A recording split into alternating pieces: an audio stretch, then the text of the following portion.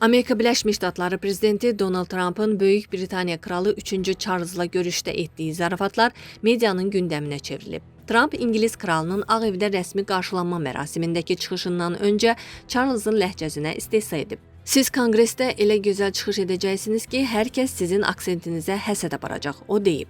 Trump bildirib ki, şəxsən Kapitoliyə baş çəkmək niyyətində deyil, lakin kralın çıxışını uzaqdan izləyəcək. ABŞ prezidentinin Britaniya ilə tarixi əlaqələrdən danışarkən bu ölkəni kiçik krallıq adlandırması birmənalı qarşılanmayıb. Trump anasının Charles'a münasibətini də xatırladıb. Qeyd edib ki, anası Charles'a hələ şahzadə olarkən aşiq idi. Gənc Charles'a baxın, o çox şirindir deyən anam ona aşiq idi. İnana bilirsinizmi? ABŞ prezidenti bildirib.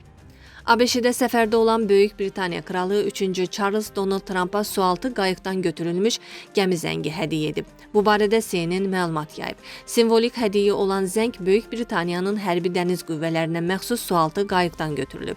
Charles bildirib ki, sualtı qayığın Koning qülləsində olan zəng orijinaldır.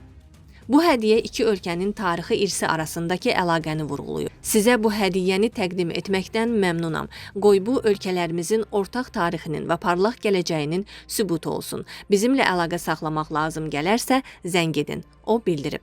ABŞ prezidenti Donald Trump The Daily Mail qəzetində onun Britaniya kral ailəsi ilə əlaqələrinə dair gedən məlumata münasibət bildirib.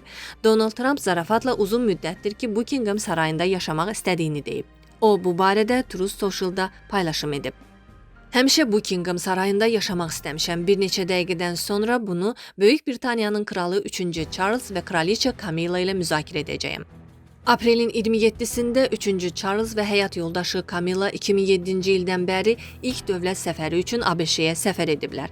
Londonun Vaşinqtonla xüsusi münasibətlərini əvvəlki səviyyəyə qaytarmaq məqsədi daşıyan səfər aprelin 30-unadək davam edəcək. Qeyd edək ki, Buckingham sarayı Britaniya monarxlarının Londondakı rəsmi iqamətgahıdır. The Daily Mail qəzetinə görə səfərin ilk günündə Trump Böyük Britaniya kralı 3. Karlın çiyninə yüngülcə vurmaqla protokol qaydalarını pozub. Dəyərli izləyicilər, ölkə və dünya gündəmi ilə bağlı xəbərlər təqdim etməyə davam edəcəyik. Öz fikirlərinizi şərh bölümündə qeyd etməyi unutmayın. Sağlıqla qalın.